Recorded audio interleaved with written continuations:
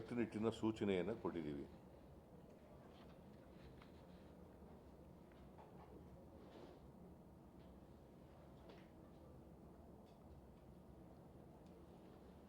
ಇವತ್ತಿನವರೆಗೆ ಸುಮಾರು 3714 ಮನೆಗಳು ಮಳೆ ಹಾನಿಯಿಂದ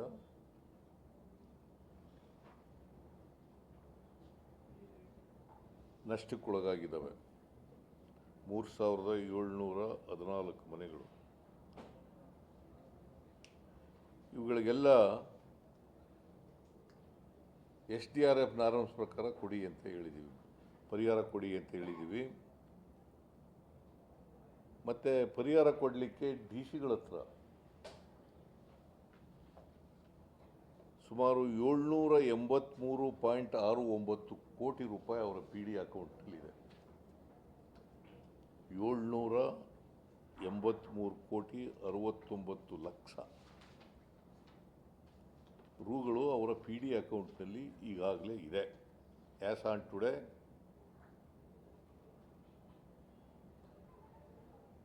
there is no dearth of money. ಮನೆಗಳಿಗೆ ಪರಿಹಾರ ಕೊಡಲಿಕ್ಕೆ ತೊಂದರೆ ಇಲ್ಲ. ನಿಮಗೆ SDRF ನಾರ್ಮ್ಸ್ ಪ್ರಕಾರ ಕೊಡಲಿಕ್ಕೆ ತೊಂದರೆ ಇಲ್ಲ. ಮನೆಗಳ ಹಾನಿಯಾಗಿದೆ, 3714 ಮನೆಗಳ ಹಾನಿಯಾಗಿದ್ದಾವೆ, ಅವಕ್ಕೆಲ್ಲ ಕೊಡಿ ಅಂತ ಹೇಳಿದ್ದೀವಿ.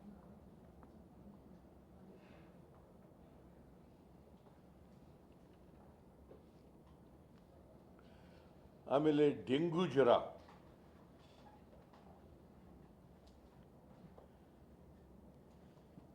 ಸಾಮಾನ್ಯವಾಗಿ ಡೆಂಗ್ಯೂ ಜ್ವರ ಹೆಚ್ಚಾಗಿ ಮಳೆಗಾಲದಲ್ಲೇ ಕಾಣಿಸ್ಕೊಳ್ಳೋದು. ಆ ರೋಗ ಕಾಣಿಸ್ಕೊಳ್ಳೋದು ಡೆಂಗಿ ಜ್ವರ. ಡೆಂಗ್ಯೂ ಅಂತಾರೆ, ಡೆಂಗಿ ಅಂತಲೂ ಅಂತ.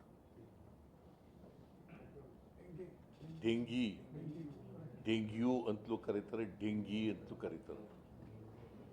ಯಾವ್ದಾದ್ರು ಬರ್ಕೊಳ್ಳಿ, ಡೆಂಗ್ಯೂ ಅಂತಲಾದ್ರು ಬರ್ಕೊಳ್ಳಿ, ಡೆಂಗಿ ಅಂತಲಾದ್ರು ಬರ್ಕೊಳ್ಳಿ. ಈ ಡೆಂಗಿ ಜ್ವರ ಇವತ್ತಿನವರೆಗೆ 7,362 ಪ್ರಕರಣಗಳು ಪತ್ತೆಯಾಗಿದ್ದಾವೆ. 7,362 ಪ್ರಕರಣಗಳು.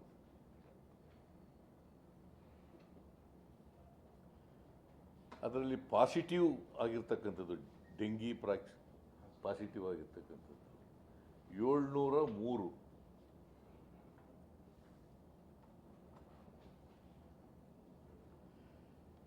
ಇಲ್ಲಿವರೆಗೆ ಡೆಂಗಿ ಜ್ವರದಿಂದ ಸತ್ತಿರೋರು 7 ಜನರು.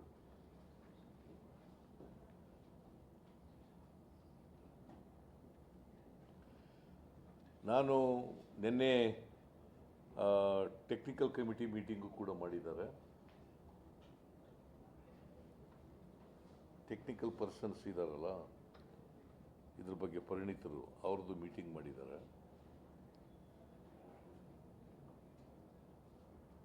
ನಾನು ಹೇಳಿದ್ದೆ ದಿನೇಶ್ ಗುಂಡೂರಾವ್ ಅವರಿಗೆ ಟೆಕ್ನಿಕಲ್ ಪರ್ಸನ್ಸ್ ಜೊತೆ ಮೀಟಿಂಗ್ ಮಾಡಿ ಅಂತ ಹೇಳಿದ್ದೆ. ಅವರು ಏನು ಸಲಹೆ ಕೊಡ್ತಾರೆ ಅದು ಮಾಡಬೇಕು ಅಂತ ಹೇಳಿದ್ದೀನಿ. ಒಂದು, ಸೊಳ್ಳೆಗಳು ಎಲ್ಲಿ ಉತ್ಪಾದನೆ ಇರ್ತವೆ ಅವು ಸೊಳ್ಳೆಗಳನ್ನು ನಾಶ ಮಾಡ್ತಕ್ಕಂಥ ಕೆಲಸವನ್ನು ಮಾಡಬೇಕು. ಯಾಕಂದರೆ ಇವು ಒಳ್ಳೆಯ ನೀರಿನಲ್ಲಿ ಸೊಳ್ಳೆಗಳು ಇದನ್ನು ಮಾಡೋದು, ಲಾರ್ವಾ ಉತ್ಪಾದನೆ ಆಗ್ತಕ್ಕಂಥದ್ದು ಇಲ್ಲಿ.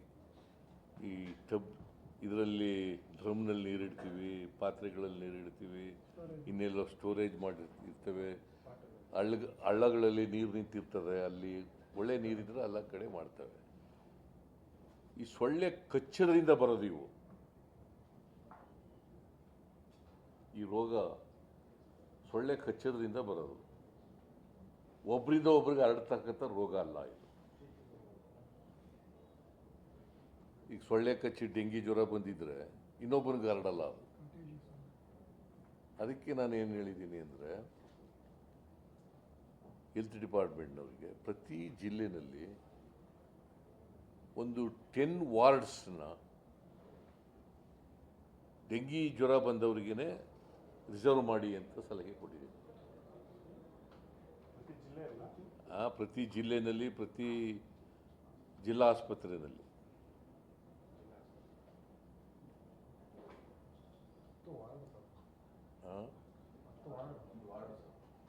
ವಾರ್ಡಲ್ಲಪ್ಪ, ಆಸ್ಪತ್ರೆಯಲ್ಲಿ ಒಂದು ವಾರ್ಡ್ನಲ್ಲಿ 10 ಬೆಡ್ಗಳನ್ನು ರಿಸರ್ವ್ ಮಾಡಬೇಕು ಅಂತ ಹೇಳಿದ್ದೀನಿ. ಇಡೀ ವಾರ್ಡಲ್ಲ, 10 ಬೆಡ್ಗಳು. ಯಾಕಂದರೆ ಒಂದೇ ವಾರ್ಡ್ನಲ್ಲಿ ಬಂದವ್ರನ್ನೆಲ್ಲ ಹಾಕ್ಬೋದು. ಯಾಕಂದರೆ ಇದು ಒಬ್ಬರಿಂದ ಒಬ್ರಿಗೆ ಹರಡೋ ರೋಗ ಅಲ್ಲ ಇದು.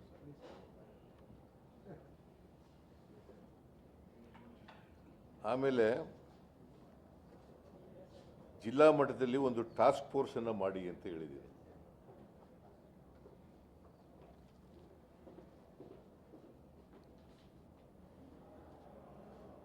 DC, CO, DHO,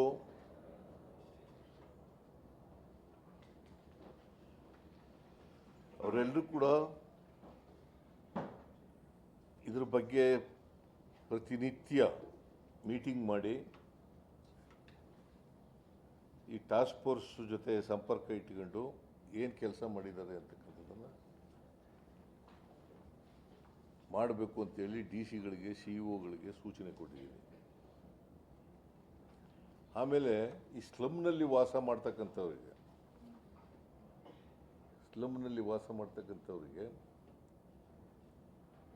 ಈ ಭಾಳ ಜನರಿಗೆ ಈ ಮೊಸ್ಕಿಟೋ ನೆಟ್ ಇರಲ್ಲ. ಅದಕ್ಕೆ ಅವರಿಗೆಲ್ಲ ಫ್ರೀಯಾಗಿ ಮೊಸ್ಕಿಟೋ ನೆಟ್ ಕೊಡಿ ಅಂತ ಹೇಳಿದ್ದೀನಿ. ಮೊಸ್ಕಿಟೋ ನೆಟ್,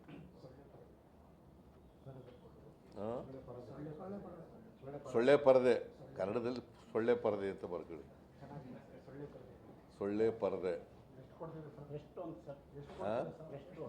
ಎಲ್ಲರಿಗೂ. ಅದು ಈಗ ಎಲ್ಲಿ ರೋಗ ಕಾಣಿಸ್ಕೊಳ್ತದೆ ಅಂಥ ಕಡೆಗಳಲ್ಲಿ, ಸೊಳ್ಳೆಗಳು ಎಲ್ಲಿರ್ತವೆ ಅಂಥ ಕಡೆಗಳಲ್ಲಿ ಕೊಡಿ ಅಂತ ಹೇಳಿ.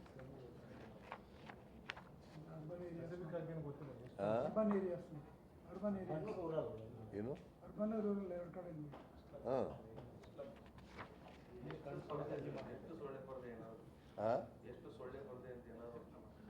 ಇಲ್ಲ, ಎಲ್ರಿಗೂ ಯಾರ್ಯಾರಿಗೆ ಅಗತ್ಯ ಇದೆ ಅವ್ರಿಗೆಲ್ಲ ಕೊಡಿ ಅಂತ ಹೇಳಿದ್ದೀನಿ.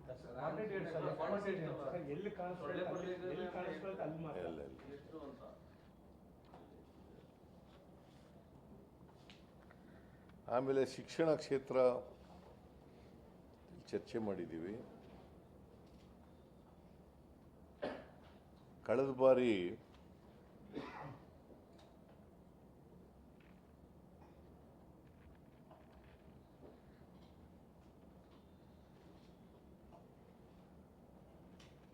ನಮ್ಮದು ರಿಸಲ್ಟು ಕಡಿಮೆ ಆಯಿತು. ಪರ್ಸೆಂಟೇಜ್ ವೈಸು ಕಡಿಮೆ ಆಯಿತು. ಲಾಸ್ಟ್ ಇಯರು 22-23ರಲ್ಲಿ 83% ಇತ್ತು. ಅದು 73%ಗಾಯಿತು.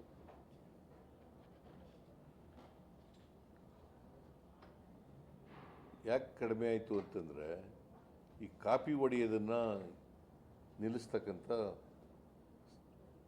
ಪ್ರಯತ್ನವನ್ನು ಮಾಡಿದ್ದಾರೆ. ಎಜುಕೇಷನ್ ಡಿಪಾರ್ಟ್ಮೆಂಟ್ನಲ್ಲಿ ಕಾಪಿ ಹೊಡಿತಕ್ಕಂಥದ್ದು ಇದೆಯಲ್ಲ, ಅದನ್ನು ಸಂಪೂರ್ಣವಾಗಿ ನಿಲ್ಲಿಸ್ತಕ್ಕಂಥದ್ದಕ್ಕೆ ಪ್ರಯತ್ನ ಮಾಡಿದ್ದಾರೆ. ಸೊ ಅದಕ್ಕೆ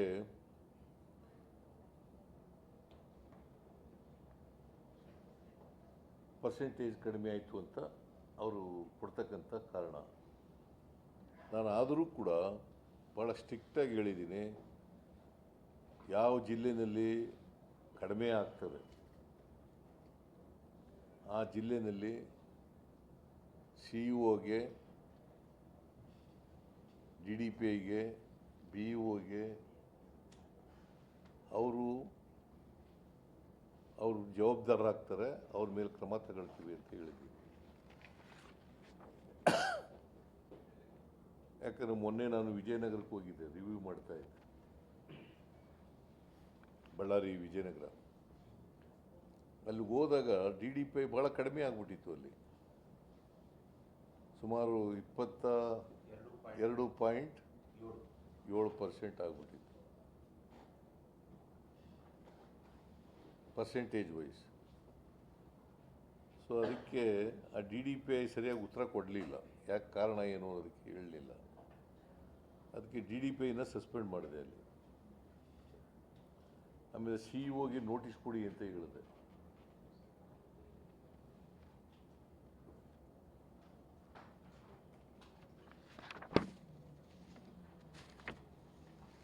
ಆಮೇಲೆ ಈ ಸಪ್ಲಿಮೆಂಟ್ರಿ ಎಕ್ಸಾಮಿನೇಷನ್ ಮಾಡ್ತಾರೆ. ಅದಕ್ಕೆ 2 ಸಾರಿ ಸಪ್ಲಿಮೆಂಟ್ರಿ ಎಕ್ಸಾಮಿನೇಷನ್ 2, ಎಕ್ಸಾಮಿನೇಷನ್ 3. ಇದು ಎಕ್ಸಾಮಿನೇಷನ್ 1 ಆಗಿದೆ.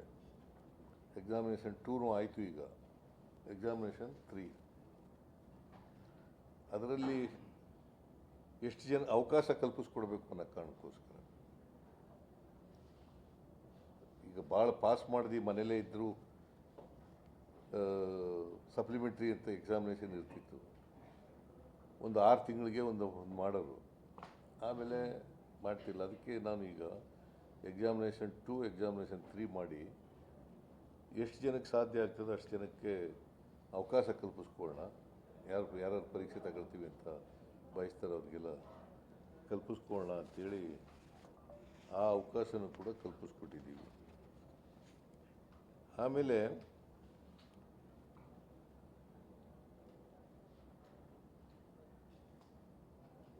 PU ಕಾಲೇಜುಗಳಲ್ಲಿ ಮತ್ತು ಶಾಲಾ ಕೊಠಡ ನಿರ್ಮಾಣ ಮಾಡೋದಿದೆಯಲ್ಲ,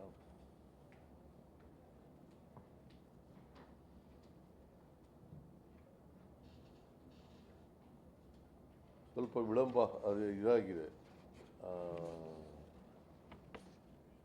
9 ತಿಂಗಳಲ್ಲಿ ಮುಗಿಸ್ಬೇಕು ಶಾಲಾ ಕೊಠಡಿಗಳನ್ನು.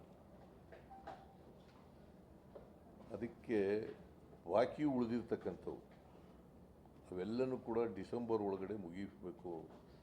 ಈ ವರ್ಷದ ಡಿಸೆಂಬರ್ ಒಳಗಡೆ ಕಟ್ಟಿ ಮುಗಿಸಬೇಕು.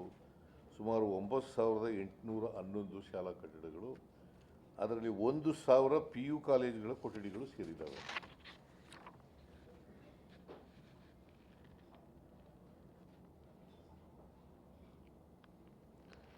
ಆಮೇಲೆ DC-ಗಳಿಗೆ, ರೆವಿನ್ಯೂ DC-ಗಳಿಗೆ ಇಡೀ ರಾಜ್ಯದಲ್ಲಿ ಗೌರ್ಮೆಂಟ್ ಲ್ಯಾಂಡು ಎಷ್ಟಿದೆ ಅಂತಕ್ಕಂಥದ್ದನ್ನು ಒಂದು ಲ್ಯಾಂಡ್ ಬ್ಯಾಂಕ್ ರೀತಿಯಲ್ಲಿ ಮಾಡಬೇಕು. ಅದು ಗೋಮಾಳ ಇರಲಿ,